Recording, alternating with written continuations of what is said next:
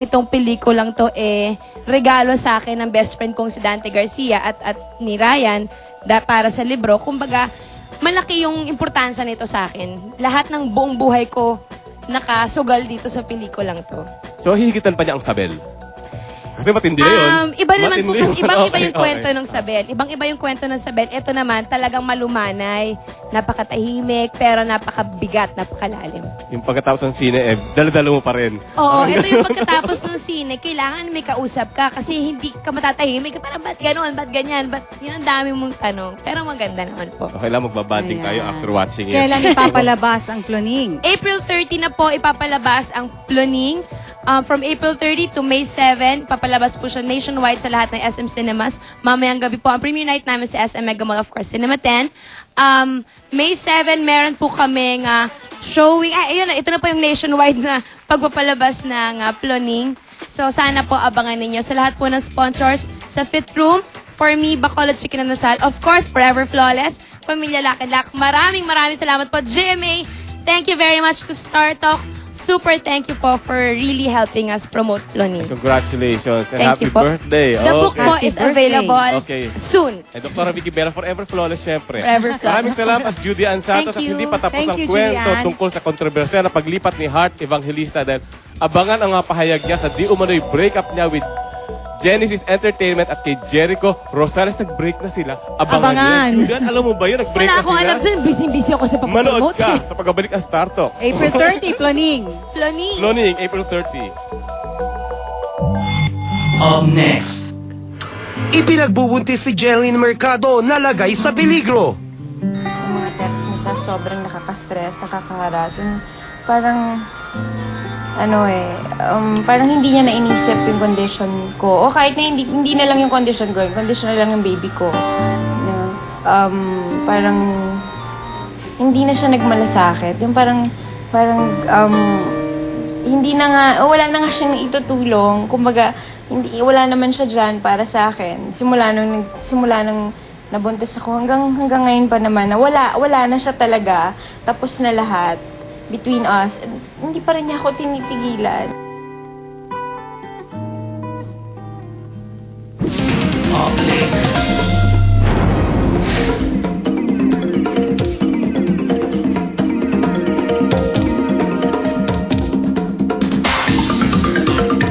Nagdadala ng bagong sigla, nagpapalamig sa mata, bumubuhay sa tuyot na kapaligiran. Tulad ng tubig, tuloy ang di mapigil niyang pag-agos. Ding Dong Dantes flows smoothly from one character to another. From Seryo to Fredo, isang naiibang Ding Dong Dantes live sa pagbabalik ng Star Talk.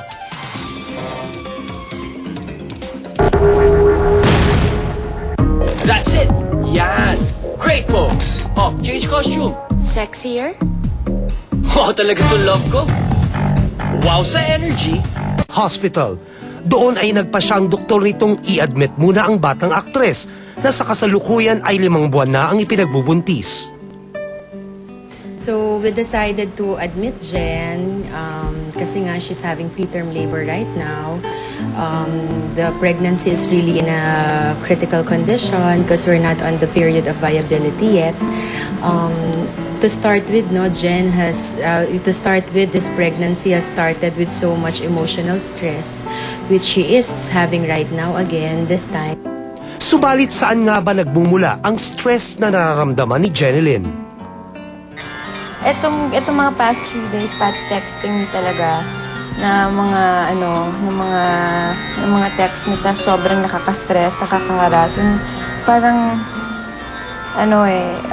parang hindi niya nainisip yung condition ko. O kahit na hindi na lang yung condition ko, yung condition na lang yung baby ko.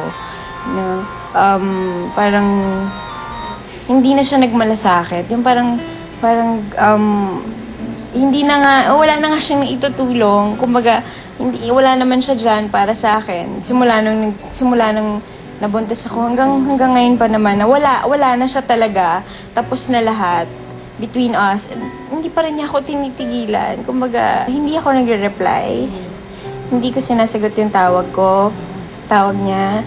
But nung time na talagang napuno na ako yesterday, sinagot ko pero wala rin namang nangyaring maganda, wala rin namang napuntahang maganda. In an article from Philippine Entertainment Portal or PEP, isa pa sa mga itinuturong pinagmula ng stress ni Jen ay ang write-ups tungkol sa di umunay paglabas nila ng isang music station VJ na si Andre Felix. Sa PEP din ay pinasinungalingan na ni Jen ang nasabing intriga. Samantala, wala naman daw naging masamang epekto sa pagbubuntis nito ang kanyang pagkakadulas kamakailan. Hindi ko rin alam na naglilinis sila ng stairs.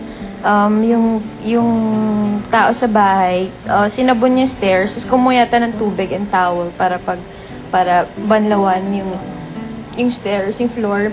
Tapos, sakto-sakto yata pag alis niya kasi walang tao pagbaba ko eh. Bumaba ako ng walang tao, hindi niya alam na bababa ako. So, pagbaba ko, dire-diretso ako sa sahig. Parang paglaglag ko talagang, gusto ko umiyak, para akong batang nadapa, yung ganon. As long as she didn't have naman bleeding, we were able to check the heartbeat is really okay. So, nothing to worry. Sa ngayon, may pahintulot pa rin ng doktor ang mga guestings at album promo ni Jen. Dagdag pa nga ng aktres, ito ang nagbibigay sa kanya ng aliw sa ngayon. Yung mga, kumaga, naaliw ko rin yung sarili ko eh, lalo na pag kumakanta ako. Tapos nag-autograph signing, ganyan.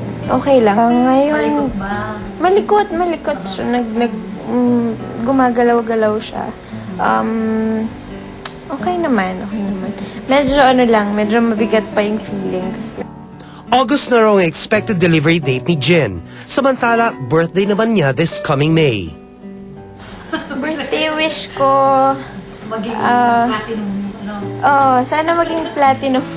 Sana marami pang blessing na dumating sa baby ko. Tapos, sa career, and after giving birth, sana makabalik. And maging healthy yung baby ko, syempre. In a brief interview, here are a few words from Patrick. Bibigay ko na lang personally. I'll just give it na lang personally. Star Talk Update. Matapos pumirma ng kontrata sa Kapuso Network, muling nakapanayam ng Star Talk si Heart Evangelista sa kasulukuyang nagaganap na Nesty Beach 2008 sa Boracay. At dito nilinaw ni Heart ang ilang issue kaugnay sa Genesis Entertainment. Paglilinaw nito, wala siyang nasimulan at natapos sa kontrata sa nasabing management group. Wala naman akong contract sa Genesis. Yeah, no contract.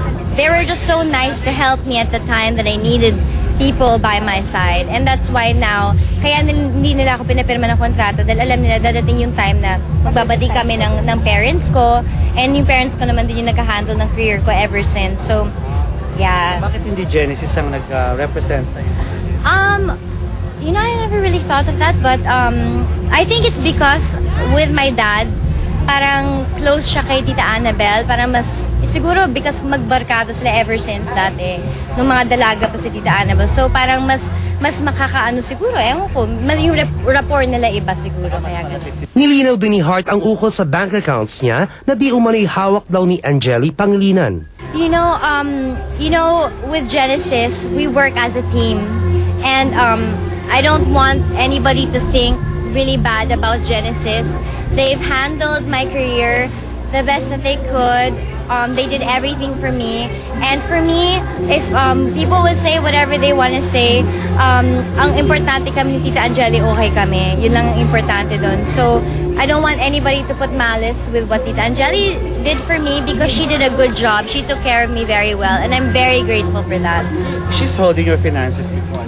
She helps me manage my... Kasi bata ko baka kung anong saan ko lang magasto. So, hindi sa hawak niya at wala akong say no. She helps me decide with, big things. Like kung saan ko i-invest.